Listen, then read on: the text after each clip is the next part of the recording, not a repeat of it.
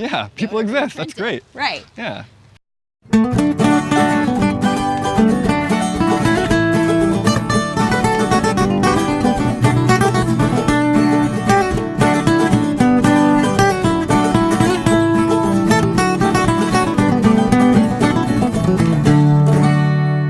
All right.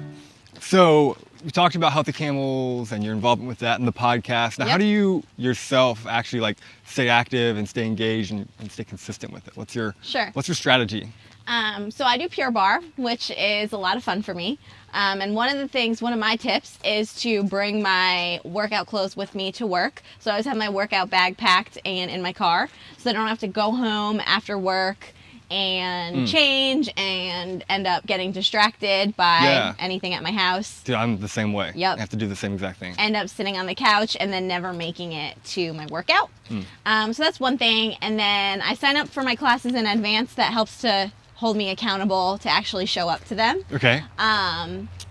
Pure Barre is a lot of fun for me. I enjoy it. I think I have a nice community of women, so that also helps me to want to go.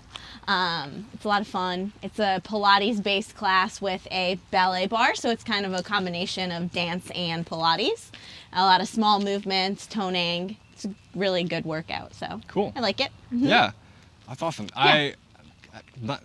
I don't think that I would do Pure Barre per se, but it sounds like a good community kind of focused thing. Yeah, and it's good. I like that you guys are like, you kind of set up for it ahead of time, Yes. kind of be like already like into it, so to speak, already have some skin in the game. Exactly. Sweet. Cool. What are other things that you do? What are things that you encourage people to do? As far as like easy activities that they can do on a, not necessarily have to pay for a membership or something like that. Right. So that's one thing I always tell my patients is you don't have to be sweating or sucking wind to actually be doing physical activity. As long as you're working at a pace where your heart rate is getting up, then you are benefiting your body.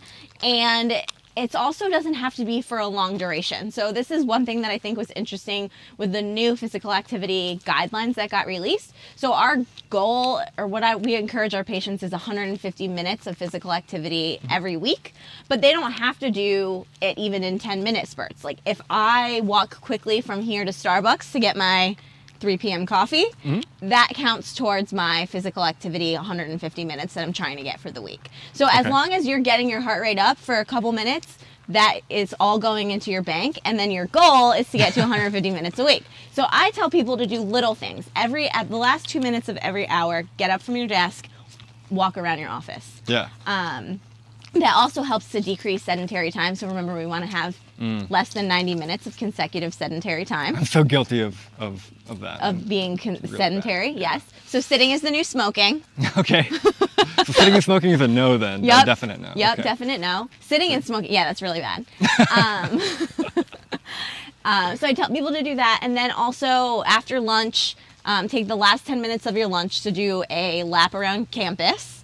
Okay. That's another thing that you can do. One thing that I heard this at a conference one time. So I was at a talk on physical activity, and it was actually a professor from Pitt, and he was saying how they have a huge office where everyone works, and everyone has a printer at their desk, but everyone's computer is hooked up to someone else's printer. Okay. So every time you print something, you have to walk across and go get it from whoever's printer. That's a smart prints idea. to. I think it's kind of fun. You get to communicate with everybody. Yeah. Like you're not just like, I get into a tendency of being in my office and not communicating with anybody else except for like typing emails out and. Right, and then you don't have to email that person. You can just chat with them when you go and get whatever you printed. That's great. Right. Yeah.